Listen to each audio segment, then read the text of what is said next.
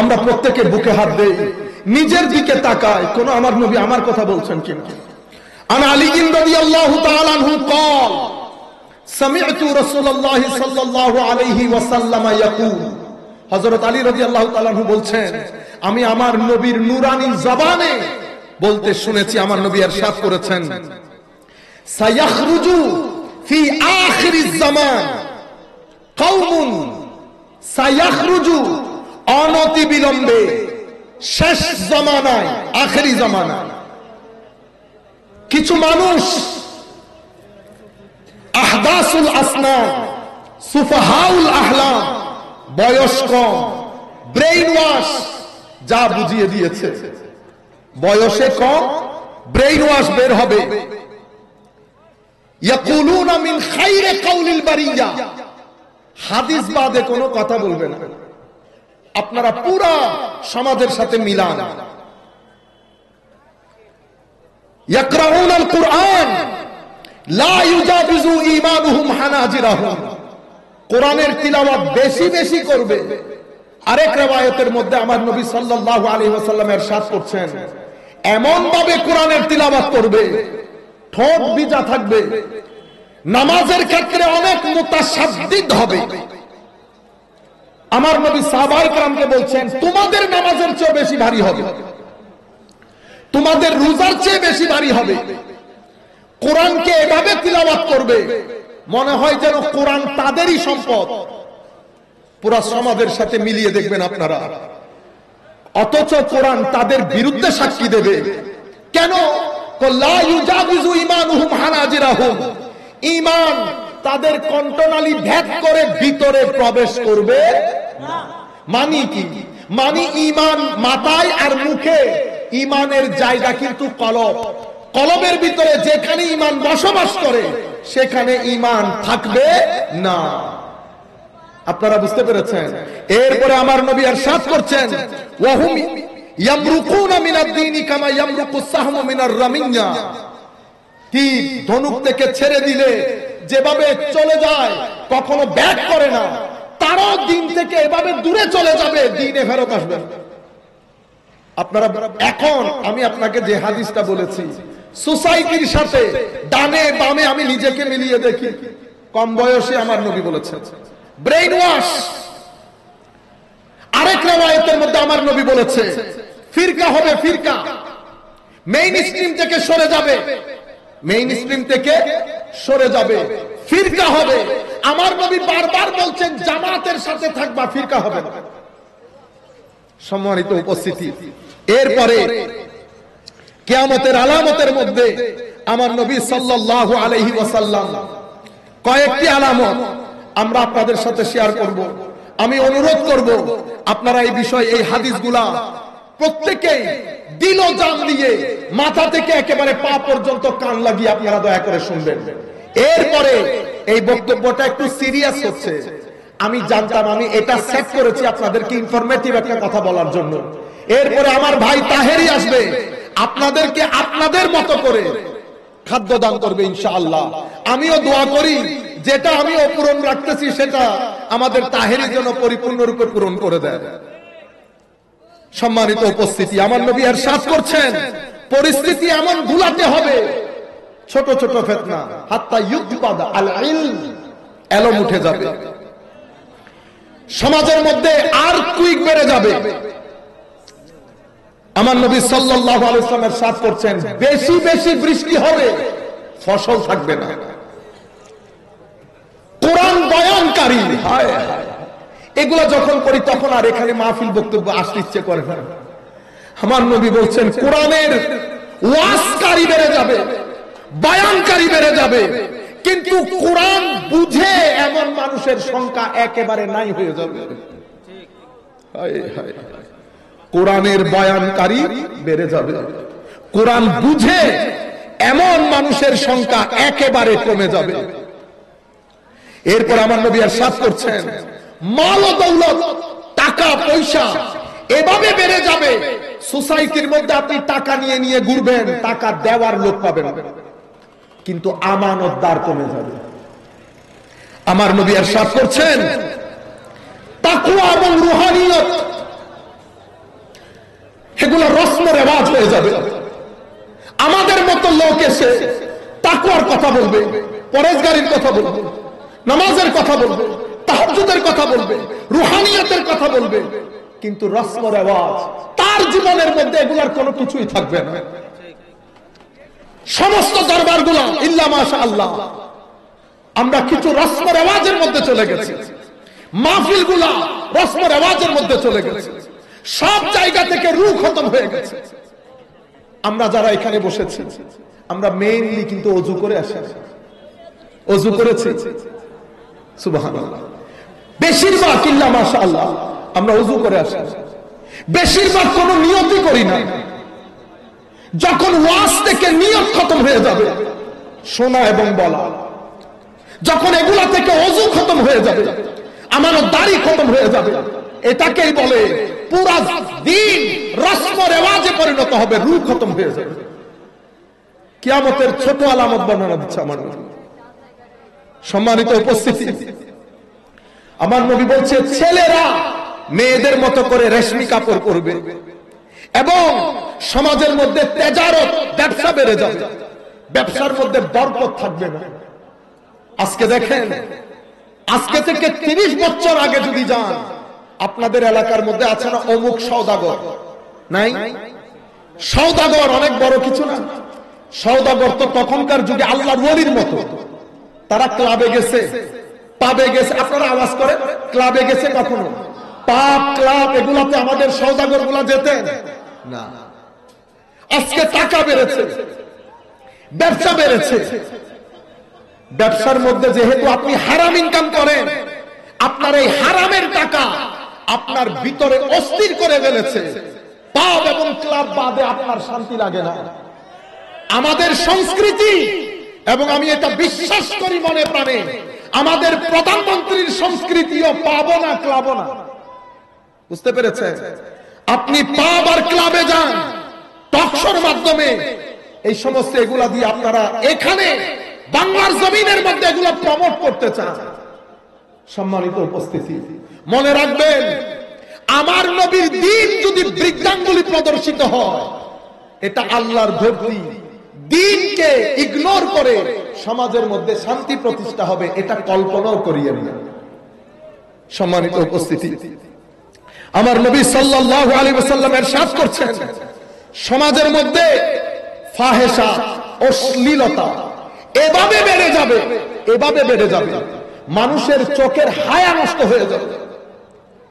টিভির যেই অ্যাডভার্টাইজ আগে আমরা ভাই বোন মিলে দেখতে পারতাম না, আগের টিভিতে সেই টিভির অশ্লীল ভিডিও, আমাদের যারা নাটক বানায়, ইন্না লিল্লাহি ওয়া ইন্না ইলাইহি রাজিউন, দোয়া করি আল্লাহর দরবারে, মাওলা এদের তাকদীরে যদি হেদায়েত না থাকে তো জমিন থেকে তাদেরকে তুলে নেন আল্লাহ, আর যদি হেদায়েত থাকে মাওলা তাদেরকে হেদায়েত দান করেন। যেই ভাষা, যেই সংস্কৃতি আপনি তুলে ধরছেন আর্ট এবং কালচারের নাম দিয়ে, এটা আমাদের বাঙালি সংস্কৃতি না। আপনি আমাকে ওয়েস্টার্নাইজ করতে চাচ্ছেন, আপনি চলে যান ওয়েস্টার্ন কান্ট্রিতে। আমি বাংলার ছেলে, আমি এখানেই থাকবো, আমার কবর এখানে হবে, আমার সন্তানদের কবর এখানে হবে, দোয়া করি। আর কখনো যদি বাংলার জমিনের উপর কেউ চোখ তুলে তাকায়, আপনারা আমাদেরকে ইগনোর করেন, আমাদেরকে মৌলভী মুসল বলেন, বলেন তারা উর্দুতে কথা বলে। মনে রাখেন, যুদ্ধের ময়দানে ফয়সালা হয়ে যাবে, আপনি বাংলার না আমি বাংলার। সুট বুট পরে আপনি আসবেন না, আপনি চলে যাবেন। বাংলাকে রক্ষা করবে যারা সকাল সন্ধ্যায় সাদা কাপড় পরে পরে হাঁটে, তারা। আপনারা বুঝতে পেরেছেন? কিন্তু আমাদেরকে হালকা করা হয়। আমরা এখনো বাংলা ভাষায় কথা বলি আমাদের ছেলেদের সাথে। সিলেটের ভাইয়েরা ইংল্যান্ডের জমিনে, আমেরিকার জমিনে সিলেটি ভাষায় তাদের সন্তানদের সাথে কথা বলে। তারা আমেরিকার মধ্যে সিলেট বাংলাকে লালন করে, আর আপনারা ছেলেদেরকে ইংরেজি স্কুলে পড়িয়ে কথা বলতে পারে না, নিজেরাও পারেন না, জোর করে আপনারা ইংরেজিতে কথা বলেন আর বার্গার খাওয়া শিখান। আমাদের সিলেটের মারা সিলেটের ইংল্যান্ডের জমিনে ছেলেদেরকে শুটকি আর বেগুন খাওয়ানো শিখায়, শুটকি আর বেগুন খাওয়ানো শিখায়। আপনারা এরপরে আমাদেরকে আবার দেশপ্রেমের দরজ দেন। আল্লাহ যদি তৌফিক দান করে, কোনদিন যদি সময় আসে, আসবে অবশ্যই ইনশাআল্লাহ, আমাদের ছেলেগুলা নিয়ে, আর যাই হোক আমরাই আপনাদেরকে রাজনীতি শিখাবো। সম্মানিত উপস্থিতি, মানুষের অধিকার ভালো কেমনে হয়? কারণ জাতি শুধু বিল্ডিং পাকা হলে হয় না, বিল্ডিং পাকা হলে হয়, জাতির দুনিয়াতে ভালো থাকতে হলে রূহ খুশি হতে হবে। রূহকে বাদ দিয়ে আপনি বিল্ডিং দিয়ে শান্তিতে থাকতে পারবেন। আমার নবী সাল্লাল্লাহু আলাইহি ওয়াসাল্লাম ইরশাদ করছেন, হায় হায়, মহিলা বেড়ে যাবে, ওজনে কম দেবে। আজকে দেখেন ব্যবসার মধ্যে আমাদের মুসলমান ফজর পরে, জোহর পরে, আসর পরে, যেভাবে যেই যাকে পারতেছে ঠকাচ্ছে, সামান্য পরিমাণ অ্যাওয়ারনেস নাই। আপনি একটা মানুষকে ঠকাবেন, 30 দিন পর্যন্ত আল্লাহ আপনাকে ঠকাতে থাকবে, আপনি বাঁচতে পারবেন না। সম্মানিত উপস্থিতি, এরপরে বড়দের ইজ্জত কমে যাবে, ছোটদের স্নেহ কমে যাবে। আমার নবী বলছেন, হায় হায়, সমাজের মধ্যে ওয়ালাদুজ জিনা বেড়ে যাবে, অশ্লীলতা এভাবে বেড়ে যাবে, ছেলে সন্তান জানবে না তার বাবাকে। সমাজের মধ্যে ওয়েস্টার্ন কান্ট্রির মধ্যে তো অতিরিক্ত বেড়ে গেছে। এর পরবর্তীতে আমার নবী বলছেন, বদকারী, অশ্লীলতা সোসাইটির মধ্যে এভাবে ছড়িয়ে যাবে, একটা মেয়ে রাস্তা দিয়ে হেঁটে গেলে 10টা চোখ এমনি তাকিয়ে তাকে নেকড়ে বাঘের মতো টেনে হেঁচড়ে নিয়ে যাবে। সেই সময় এখন আসে। আমার নবী সাল্লাল্লাহু আলাইহি ওয়াসাল্লাম ইরশাদ করেছেন এই কথা, অর্থাৎ সমাজের মধ্যে রেপ বেড়ে যাবে। আমার নবী ইরশাদ করছেন, আত্মীয়তার সম্পর্ক ছিন্ন হবে, আরেকজনের সম্পদ লুট হবে, রাষ্ট্রের সম্পদ লুট হবে। কোরআন পড়া, কোরআন বুঝা, এটাকে মানুষ প্রেস্টিজের বিরুদ্ধে মনে করে। আমার নবী সাল্লাল্লাহু আলাইহি ওয়াসাল্লাম ইরশাদ করছেন, মাল্টি স্টোরি বিল্ডিং, বড় বড় বিল্ডিং বানানোর ক্ষেত্রে মানুষ একজন আরেকজনের কি করবে? প্রতিযোগিতা। দুবাই বলেন, কুয়েত বলেন, কাতার বলেন, আমাদের ভাইয়েরা এসে কয় দিনদারি, তারা আমাদেরকে দিন শিখায় এখানে এসে। আল্লাহর মেহেরবানি, দ্বীনের রূহ এখনো পর্যন্ত বাংলাদেশ, ইন্ডিয়া, পাকিস্তান, আমাদের এই সমস্ত হিত্তা, আরবের মধ্যে মিশর, সুরিয়া, দামেস্ক, ইয়েমেন, প্যালেস্টাইন, যেই সমস্ত দেশকে ধ্বংস করা হয়েছে সেই সমস্ত দেশে আছে। বাকি দেশগুলা শুধু দ্বীনের শরীর নিয়ে বেঁচে আছে। জুমার নামাজ বাদ দিলে আর কিছুই নাই, মানুষকে দ্বীনদারি শিখানো। যেই সমস্ত দেশে শপিং মল 24/7 24 ঘন্টা খোলা থাকে, সেই দেশের মসজিদ খোলা থাকে ওয়াক্তের নামাজে 15 মিনিট। আপনারা বুঝতে পারছেন? জুমার নামাজের মধ্যে ছেলেরা এসে এই সামান্য সময়, তাও কি আপনার সামনে দাঁড়িয়ে থাকবে? খতিব সাহেব লিখিত খুতবা দিচ্ছেন, উনি মোবাইল টিপাইতেছেন, কোন রকম নামাজটা পরে দিয়ে দিন। জিসিম রয়ে গেছে, রূহ খতম হয়ে গেছে। মনে রাখবেন, যখন কোন দেশ থেকে মাজার খতম হয়ে যাবে, সেই দেশে দ্বীনের রূহ বেঁচে থাকবে না। মাজারাত গুলা হচ্ছে ইমানে, শরীরে পেরেকের মতো। পাহাড় যেমন জমিনকে ধরে রাখে, মাজারাত, খানেকা, মসজিদ, এগুলো উলামা, মাদ্রাসা, এরও ইমানকে পেরেকের মতো ধরে রাখে। সম্মানিত উপস্থিতি, এর পরবর্তীতে মানুষ সত্যবাদী মানুষকে তহমত দেবে, মিথ্যাবাদীকে বাহবা দেবে। আমার নবী হাদিসে পাকের মধ্যে বলছে, বদ খারাপ মানুষকে তার ভয়ে মানুষ তাকে সম্মান করবে, সালামও দেবে। যখন তুমি দেখবে উপযুক্ত চেয়ারে অনুপযুক্ত ব্যক্তি বসে আছে, কিয়ামতের আলামত। আমার নবী ইরশাদ করছেন, যখন আলেমের মাথার উপর উঠে জাহেল খেলা করবে, তখন তুমি মনে করবে কিয়ামত। এই যে আমাকে অনেক আগের কথা, ইংল্যান্ডে এক আফ্রিকান ছেলে জিজ্ঞেস করতেছে, আপনার দৃষ্টিতে কিয়ামতের সবচেয়ে স্পষ্ট আলামত কোনটা? আমি হেসে বলেছি, আমি হচ্ছে কিয়ামতের সবচেয়ে স্পষ্ট আলামত। ও কনফিউজ হয়ে গেছে। আমি হাসতেছি, আমি বলতেছি, আমি আসলে যদি হাসতেছি, যদিও হাসতেছি, কিন্তু আমি সত্যি করে, আই মিন ইট, আমি আসলে বলতেছি আমি কিয়ামতের সবচেয়ে বড় আলামত। কেমনে? আমি বললাম, কিয়ামত যদি সামনে না হইতো, আমার মতো জাহেল আমার নবীর মিম্বরে বসে হাত নাড়িয়ে নাড়িয়ে কথা বলতো না। এই স্টেজের মধ্যে আমরা যারা জামিয়ার মধ্যে একেবারে আমরা শেষ ব্যাচে, আমাদের পরে আরো এক ব্যাচ, ওরও জামিয়ার এই স্বর্ণযুগ পেয়েছে। আমাদের সময়কালে মুফতি হুজুর আব্দুল আউয়াল ফুরকানি, তখন মুফতি মুহাদ্দিস লেখা নাই, যারা আসল মুফতি ছিল তারা লিখতো না। আমরা কোনোদিন দেখি নাই হযরত মাওলানা আব্দুল আউয়াল ফুরকানি সাহেব নিজের নামের আগে মুফতি লিখতে। জালালউদ্দিন আল কাদেরীর উস্তাদ আল্লামা বুড়া ভাইস প্রিন্সিপাল বলতাম আমরা হুজুর আব্দুর রহমান সাহেব কেবলা মুদ্দাজিলুল আলা। এরপরে আমরা যাদেরকে পেয়েছি হযরত, আমরা মুহাদ্দিস আউয়াল বলতাম হুজুর আব্দুল হামিদ শাহ রাহমাতুল্লাহ আলাইহি, আল্লাহ হুজুরদের রফে দরজাত করুন। এরপরের বেঁচে জালালউদ্দিন আল কাদেরী, হুজুর আল্লামা ওবাইদুল হক নাঈমি, আমরা মুফতি মুজাফফর সাহেব হুজুরকে পেয়েছি। এটা তো বাংলাদেশের কথা। আমরা ইংল্যান্ড আমেরিকার মধ্যে আল্লাহর শুকরিয়া হাফেজুল হাদিস ইমামুল মুহাদ্দিসিন ডক্টর আল্লামা ওমর হাশেমের মতো উস্তাদের মজলিসে বসার সুযোগ হয়েছে, যাকে যুগের ইমাম বুখারী বলে। আমাদের দেশের মতো না, বর্তমান যুগের যাকে ফকিহে মিসর, মিশরের ফকিহ ইমাম শাফিঈ খ্যাত ডক্টর আলী জুমার ছাত্র হওয়ার আল্লাহ তৌফিক দান করেছেন। আল্লাহ মুফতি আব্দুল ফজিল কুসি, শেখ ডক্টর আহমদ তৈয়বের মজলিস, হুজুর শেখ সাঈদ রমাদান আল বুতি, মুফতি ইমাম আজ-জুহালি, যাকে যুগের ইমামে আযম আবু হানিফা বলা হতো, ফিকহুল ইসলাম ওয়া আদিল্লাতুহু, ওনার কিতাব প্রায় 22 খণ্ডের কিতাব। এত বড় বড় মুজলিস উলামা দেখেছি। যখন আমরা দেখি এই সমস্ত আলেমদেরকে, আমাদের মতো মানুষ যখন হাত নেড়ে নেড়ে কথা বলে, তাইলে বোঝা যাবে কিয়ামত সন্নিকট। আমার হাতে সময় আছে মাত্র 10 মিনিট।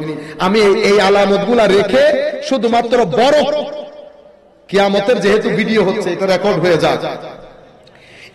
আমি ইমাম মাহদী সম্পর্কে এই সামান্য কথা বলে ফেলি, বাকি হাদিসের কথা, হাদিসের আলোকে প্রত্যেকটা বিষয় আমরা পরবর্তী পর্বে বলবো ইনশাআল্লাহ। প্রথম, ইমাম মাহদী আলাইহিস সালামের আগমন, এটা কিয়ামতের বড় আলামতের প্রথম আলামত। ইমাম মাহদীর সাথে হযরত ঈসার দেখা হবে কোথায়? মসজিদে আকসাতে। মসজিদে আকসাতে। নাম মুহাম্মদ, বাবার নাম আব্দুল্লাহ। জন্মগ্রহণ করবেন মদিনা শরীফে। 40 বছর বয়সে বায়াতের কাজ শুরু করবেন। মাকাম ইব্রাহিম এবং হাজরে আসওয়াদের মাঝখানে উনি 40 বছর বয়সে বায়াতের কাজ শুরু করবেন। প্রথমে পৃথিবীর 7 জন বড় আলেম ওনার হাতে বায়াত গ্রহণ করবেন। অতঃপর একটা নির্দিষ্ট সংখ্যা, সেটা প্রায় 100 জনের মতো পৃথিবীর বাছা বাছা মানুষ, শক্তিশালী মানুষ ওনার হাতে বায়াত গ্রহণ করবেন। উনি অতঃপর মসজিদে আকসার মধ্যে ফজরের নামাজের ইমামতিতে দাঁড়াবেন। সেই জায়গার মধ্যে হযরত ঈসার আগমন হবে। হযরত ঈসা আলাইহিস সালামকে দেখে উনি চেষ্টা করবেন হযরত ঈসার জন্য ইমামতির জায়গা ছেড়ে দিতে। পিছনে আসার সময় হযরত ঈসা আলাইহিস সালাম বলবেন, যিনি কওমের ইমাম, ওনার উচিত ইমামতি করা, তুমি ইমামতি করো। হযরতে ঈসা আলাইহিস সালাম ইমাম মাহদীর ইমামতিতে ফজরের নামাজ আদায় করবেন। ফজরের নামাজ আদায় হওয়ার পরে পিছন দিক থেকে হঠাৎ করে একটা দরজা খুলবে। সেই দরজার মধ্যে দাজ্জাল, কে? দাজ্জাল। দাজ্জাল দরজা খোলার সাথে সাথে 30,000 ইহুদি নিয়ে দাজ্জাল দাঁড়িয়ে থাকবে। হযরত ইমাম মাহদী এবং হযরত ঈসা আলাইহিস সালাম ইনারা বিশাল সৈন্যবাহিনী নিয়ে বাবে লুদ নামক জায়গায় যুদ্ধ করে দাজ্জালকে হত্যা করবে। মসজিদে আকসা বিজিত হবে। এভাবে হযরত ইমাম মাহদীর কার্যক্রম শুরু হবে। এখান থেকে এটা কিয়ামতের বড় আলামতের প্রথম আলামত। এরপরে সাথে সাথে ইয়াজুজ এবং মাজুজ বের হবে। ইয়াজুজ এবং মাজুজ, এটা ওই সময় ইমাম মাহদী আলাইহিস সালামের আগমন। এর পরবর্তীতে মদিনা শরীফ, আমার নবীর সোনার মদিনা গায়রা আবাদ হয়ে যাবে। ঠিক আগের মতো খেজুর গাছের বৃক্ষ গেরা আমার নবীর মদিনা শরীফ হয়ে যাবে, গায়রা আবাদ হয়ে যাবে আমার নবী। এবং এটা কিয়ামতের 40 বছর আগে। এগুলো সব হাদিস শরীফগুলো আমি কালকে বা পরবর্তী পর্বে বলবো ইনশাআল্লাহ। এই ঘটনা ঘটবে 40 বছর পর্বে। অতঃপর কাবা শরীফ ধ্বংস হবে। পশ্চিম দিক থেকে সূর্য উদয় হবে। পশ্চিম দিক থেকে সূর্য উদয় হওয়ার আগের রাত অনেক লম্বা হবে। রাত ফুরাবে না। মানুষ ডান করব বাম পাশ করবে, রাত ফুরাবে না। সকাল হতে হতে সূর্য পশ্চিম দিক থেকে উদিত হবে। হাফ ডে পরে সূর্য আবার ডুবে যাবে। এরপরে একটা বড় প্রাণী বের হবে। অতঃপর ধোঁয়াতে পুরো পৃথিবী ছেয়ে যাবে। এই ধোঁয়া পৃথিবীতে প্রায় 40 দিন থাকবে। অতঃপর একটা খুশবুদার হাওয়া পৃথিবীর মধ্যে প্রবাহিত হবে।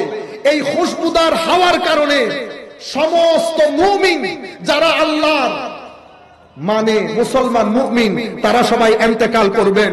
কোরআনের নুসখা থেকে কোরআনের হরফগুলো উঠে যাবে। ইয়েমেনের হাদরামাউত থেকে একটা আগুন বের হবে। সেই আগুন পুরো পৃথিবীর মানুষকে হাসরের ময়দানে নিয়ে যাবে। হাসরের ময়দানে নিয়ে যাওয়ার পরে কিয়ামত সংগঠিত হবে। এই 10টা আলামত হযরত ইমাম মাহদীর মাধ্যমে শুরু হবে।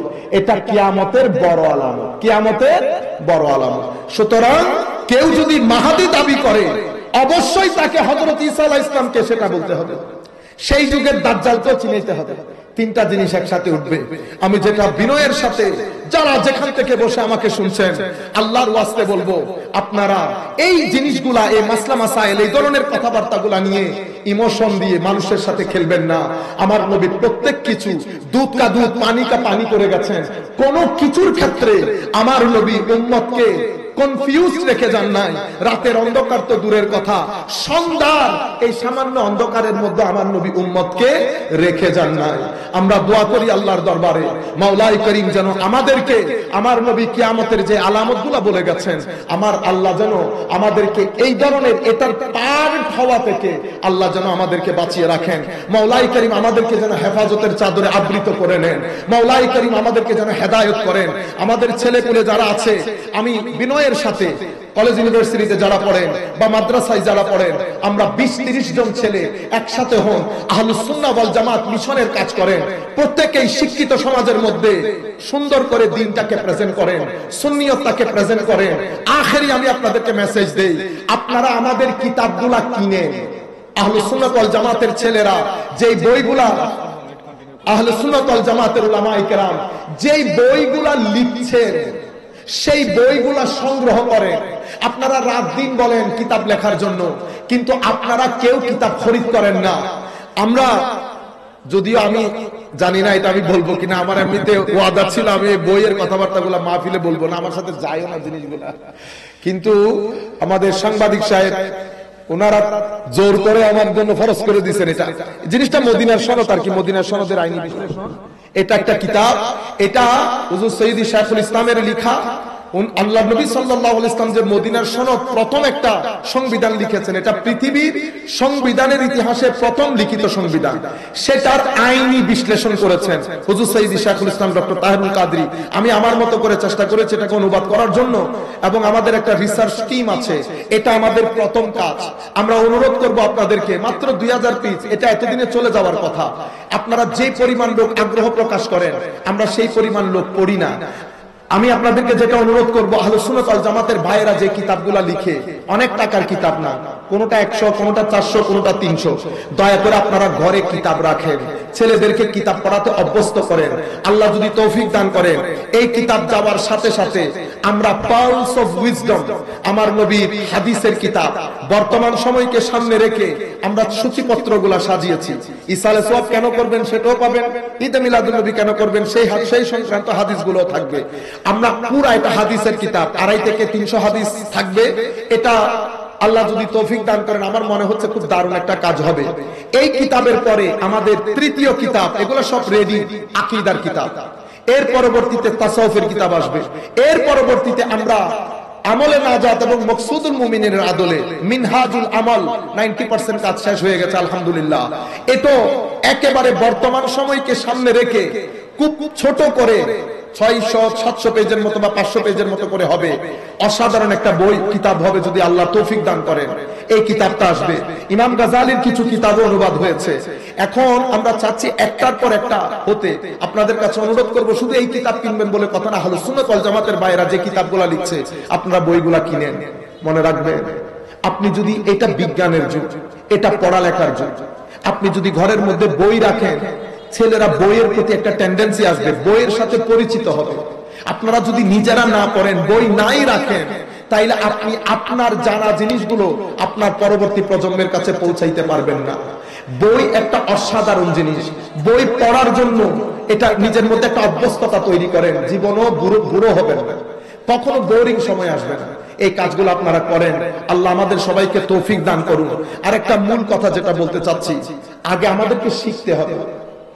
আপনি না শিখে মানুষের সাথে ডিবেট করতে যান, তখন নিজেও ডুবেন, আমাদেরকেও ডুবান। সিস্টেম হচ্ছে আগে নিজে শিখেন, পড়েন, জানেন, বুঝেন, পালন করেন, প্রচার করেন। Very simple. শিখেন মানে জানেন, বুঝেন, জানার পরে বুঝতে হয়, বোঝার পরে মানতে হয়, মানার পরে প্রচার করতে হয়। আপনি যদি একটা ইদার উদার করেন, ধরা খেয়ে যাবেন। আর মিশনের কাজ আমরা যারা করব, আমার ভাইরা, বর্তমান সময়ে সবচেয়ে উত্তম কাজ আমার নবীর দ্বীনের কাজ করা। এমন বরকত পাবেন যদি ইখলাসের সাথে করে, নিয়ত নিয়ে করে। রিজিকেরও কোনো সমস্যা হবে না, দুনিয়ার জীবনে সম্মানও পাবেন, টাকা পয়সাও পাবেন, আখিরাত সুন্দর হবে যদি আমার নবী খুশি হয়। এটা উম্মতে মুসলিমার পরন্তির যুগ। প্রত্যেকে যার যার অবস্থান থেকে মনে রাখবেন, আমার আল্লাহ বুড়া হয়ে যায় না। আমার আল্লাহ সেদিন যেমন ছিল আজকেও তেমন। সেদিনও সহযোগিতা করেছে, আজকেও সহযোগিতা করে আমার আল্লাহ। প্রত্যেক রাতে আমাদেরকে এসে জিজ্ঞেস করে আমরা কেমন আছি, কোনো কিছু দরকার আছে কিনা। সুতরাং কোন প্রয়োজন আল্লাহর দরবারে চান, দ্বীনের খেদমত করে, পবিত্র কোরআন তিলাওয়াত করে, নামাজমুখী হন, ঘরের মধ্যে শান্তি পাবে। ঘরের মহিলাদেরকে দ্বীনের কথা বুঝান, ছেলেদেরকে নামাজমুখী করার জন্য বারবার বলেন ছেলেরা যেন নামাজ পড়ে। যেভাবে আপনারা অন্যান্য কাজের জন্য ছেলেদেরকে তাসাদ্দুদ করেন, একই নামাজের জন্য করেন, কোরআনের তিলাওয়াতের জন্য করেন। আল্লাহ রাব্বুল আলামিন আমাদের সকলের হামি ও নাসির হোক। মাওলাই করিম আমাদের সবাইকে কবুল করুক। আসেন আমরা কয়েকবার দুরূদ শরীফ পড়ি। সালাতুন ইয়া রাসূলুল্লাহ আলাইকুম, সালামুন ইয়া হাবিবাল্লাহ আলাইকুম, নমিদানম ছে মঞ্জিল বুদ সব যায় কে মনবুদম, বাহর সো রক্স বিসমিল বুদ সব যায় কে মনবুদম, সালাতুন ইয়া রাসূলুল্লাহ আলাইকুম, সালামুন ইয়া হাবিবাল্লাহ আলাইকুম, পরিপেদ করনিগারে সরু কদে লালা রুখসারে সরাপা আফতে দিল বুদ সব যায় কে মনবুদম, সালাতুন ইয়া রাসূলুল্লাহ আলাইকুম, সালামুন ইয়া হাবিবাল্লাহ আলাইকুম, খুদা খুদ میرے مجلس بود اندر لامکان خسرو،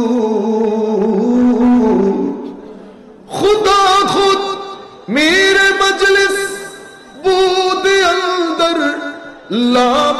لامکان خسرو،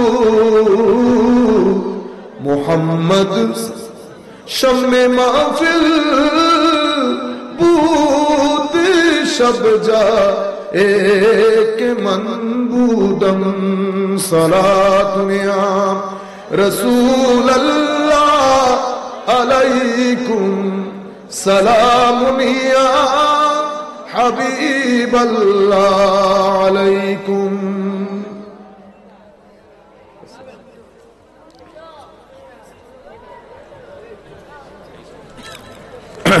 সম্মানিত উপস্থিতি, একটা প্রশ্ন করা হয়েছে, প্রশ্নগুলো আসলে অনেকবার উত্তর দেওয়া হয়েছে, তবুও যেহেতু প্রশ্নটা করেছে আমরা একবার বলে ফেলি।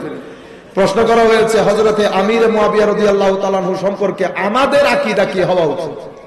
মনে রাখবেন, এই প্রশ্নগুলা নতুন করে করার কোনো সুযোগ নাই। উম্মতে মুসলিমা সব প্রশ্নগুলা সেটেল করে চলে গেছে। বড় বড় বুজুর্গানে দিন চলে গেছেন আমাদের। হযরত আমির মুআবিয়া রাদিয়াল্লাহু তাআলা আনহু আমার নবীর সাহাবী, আমার নবী সাহাবী।